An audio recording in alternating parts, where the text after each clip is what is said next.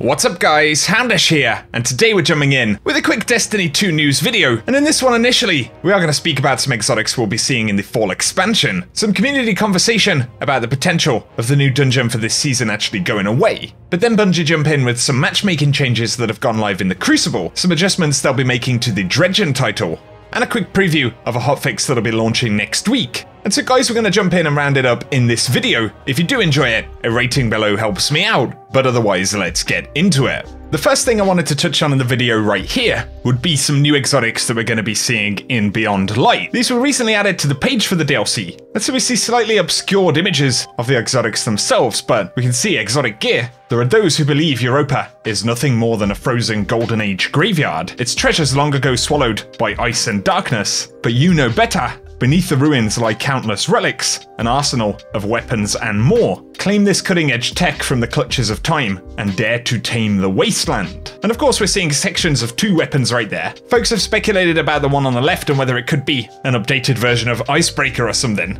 It does have some similarities, although I would personally guess that it's a different weapon. People have also spoken about possibilities like flamethrowers and all sorts. It would definitely be very cool. The one on the right-hand side, however, is potentially a sword or something? Looks pretty similar to Darcy actually, at least in terms of some of the icons and graphics on the side of the thing, so that's pretty interesting, and once again, they tease that these are essentially relics of the Golden Age. So give us your thoughts on what those two exotics could be coming in Beyond Light on the 22nd of September. Another thing to touch on right here though, is that players noticed on the Season of Arrival's Prophecy Dungeon trailer page that the description says at the bottom that the dungeon is only available during Season of Arrivals. And so there is a lot of concern from players, especially with the popularity of this new piece of content, as well as the fear of missing out element that could apply to some players there. And I guess in terms of it being seasonal content, right now in Year 3, we are used to stuff coming and going. However, we're not used to things like dungeons coming and going. And so hopefully it isn't something that's going to go away, although currently we don't have an update about that from Bungie at the moment. Give us your thoughts down below guys, and I'll keep you posted if we get any details about it. They did briefly mention the new dungeon in This Week at Bungie, although they didn't give us any clarification about that. They say now that TWAB is published, a few changes to Crucible Matchmaking have gone live, so matchmaking based on player skill has been removed from all playlists except Elimination, Survival, and Survival Freelance. And then Trials of Osiris will continue to be match based on the number of wins on your passage. They say they're doing this to respond to community feedback, shorten queue times for players, improve connection quality of matches, and to provide more places where the outcome of the match isn't as important as enjoying the experience, but also to play to the strengths of Crucible being a bombastic, frantic action game.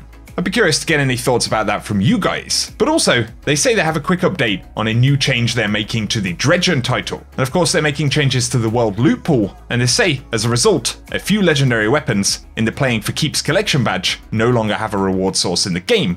So they're going to remove the Playing for Keeps badge from the Dredgen title requirements in that update next week. They recognise that they don't like making changes to titles, as their complexity and depth is what gives them meaning, but in this case the long-term weapon health outweighs a small change to the title. So I'd be curious to hear what you guys think about that. Of course, anyone going for Dredgen moving forward wouldn't actually have to complete that badge. And it looks like that will be a part of Hotfix 2.9.01.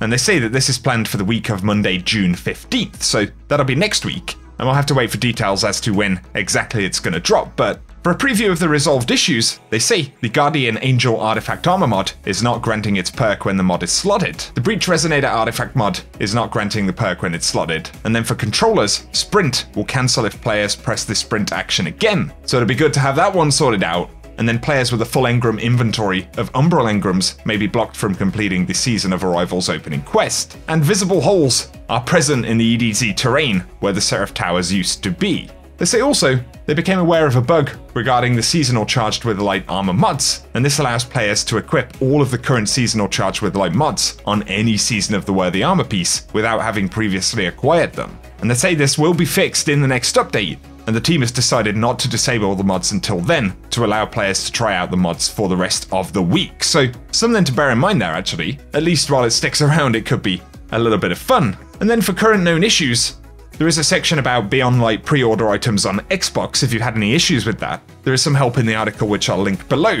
And then they're tracking problems where the almost mighty Ghost Shell and Saints Vacation ship appear invisible. the Tommy's Matchbook Catalyst quest being removed from player inventory, the Beyond Light pre-order emblem not appearing in collections, and then Amanda Holiday having 2 legendary ships in the inventory which can't be purchased, blacked out emblems, invisible ships, and power levels on console, and then deaths that show the recommended power level with a massive number that I'm not going to attempt to read out right there. And so for now, on this launch week, that is the TWAB. Of course, tend to be fairly light ones when we get new content, but always good to get those minor updates. So give us any of your thoughts about what we've touched on in the video, guys. But if you have enjoyed this one, be sure to get subscribed so I can keep you up to date with the world of Destiny. Also, feel free to drop a like if you dig the video down below. But otherwise, thanks for tuning in, and whatever you get up to, I hope you have an awesome day.